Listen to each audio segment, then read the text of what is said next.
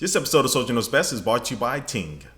Hey, what's up guys, Soldier Knows Best here. A few days ago, I read an article on tuaw.com or the unofficialweblog.com. Anyway, I read an article talking about their top 15 suggestions for iOS 6. So that got me thinking that I want to make a video talking about some of the things that I would want to see in the brand new version of iOS 6, which will probably be shown off at WWDC in June this year. So I'll put the link down below to the article, but these are just some of my thoughts from that article and also to some other things that I may just want to see in iOS 6. And I go into the first point, I think the biggest overall theme of iOS 6 will be just more customization and more freedom. And I don't think Apple needs to directly compete with Android in that department. I don't think they need to totally rewrite iOS and make it look totally different. But I think just adding little things like widgets, allowing developers now to make widgets for either the notification center or widgets that you can put in your home screen will add, again, some more of that type of customization to it, or just a different type of look in the stock standard iOS home screen layout where you just have 5-6 rows of applications. So I think that's one of the big things that Apple will hit on.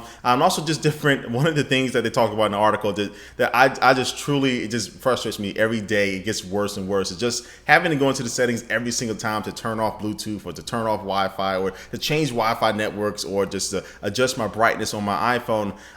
They just definitely need to add some type of toggle switch. Just please add some type of toggle switch to the notification center. Again, this has been standard in Android, I think, from day one. And it is taking Apple a very long time to add something as simple as basic as that, but it's something that I use almost on a daily basis that they just need to add in iOS 6. It's one of my pet peeves. And the next couple of things I'm about to talk about are just really jailbreaks that are available right now that I think it will be good if Apple can find some way to initiate that or to put that into iOS 6. And the first thing is the Quasar jailbreak. Hopefully I said that right. But this is a Windows app management system where basically you can open up applications or multiple applications on the screen itself on the iPad, and you can have them separated in different windows. So basically just making a regular desktop traditional experience. Now I think that that would be more beneficial for iOS applications, or not iOS, but iPhone applications that you want to download on your iPad, but they don't scale up very nicely. Now you can have multiple of those applications at once, and you'll be able to scroll through, interact with them. I think he showed one example of Instagram and things like that because it's not an Instagram iPad app yet. So I think there are some uses for this Windows app management, but again, it's not something that everybody will use, but it's something that could be beneficial in certain cases. And the next one just improves the keyboard and typing in general on the iPad or iOS, and it's called Swipe Selection. This is, again, available in the jailbroken community right now as an app. I think it's part of the Big Boss repo. Anyway, it allows you to move the cursor on the screen using 1 or 2 fingers and just swiping on the keyboard itself. So normally if you make a mistake while typing, you need to tap and hold on the screen and use that little magnifying glass to kind of find the letter to put the cursor before or after the letter or the word or whatever.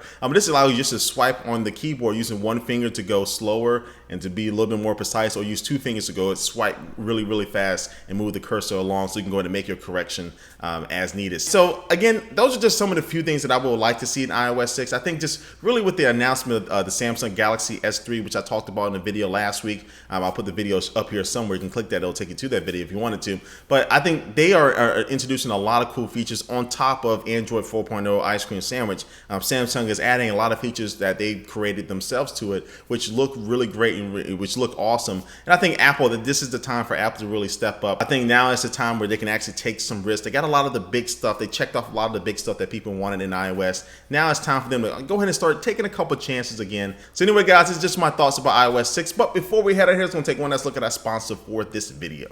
And today's sponsor is Ting, which is the wireless network that I think a lot of people have been really waiting for. They're really just a no BS network as far as you don't have any contracts, you don't have any overage fees, nothing like that. And the way Ting works is that it uses Sprint's 4G network. So if you have Sprint coverage, you do have Ting coverage, and you just buy the phone outright. They have phones for as low as $170, and then they have phones that go up to the Samsung Galaxy S2, which will be a few $100s, but you don't have to worry about being tied into a contract, which will actually end up saving you a lot more money in the long run. And plus, they do have plans that are customizable to your liking, so you can choose how many minutes, how many megabytes you want to use, how many text messages you want to use. And so the flexibility of these plans are awesome because say 1 month you don't use all the megabytes, you don't use all the text messages, or just don't use all the minutes in your phone plan, all that stuff will roll over. You'll actually get credits for that automatically rolled over to your next month. So again, that will help save you money plus get you the best bang for your buck. And other features of Ting is that if you want to add another phone to your plan, just an extra $6 a month, wireless hotspot and tethering are absolutely absolutely free. They're already included with your plan, no extra charge for that.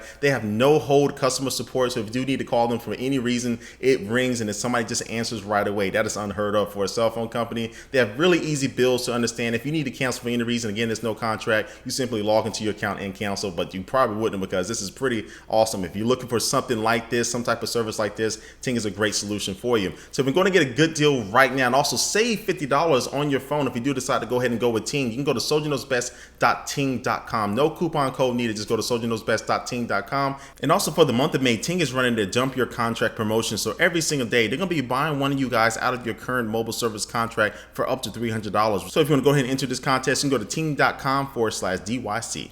All right, guys, again, thanks for watching this video. Please leave a comment down below, but what do you want to see in iOS 6, and what are your thoughts about what I said about what I wanted to see in iOS 6? Please leave a comment down below about iOS 6, and thanks for watching this video, guys, and I will catch you later.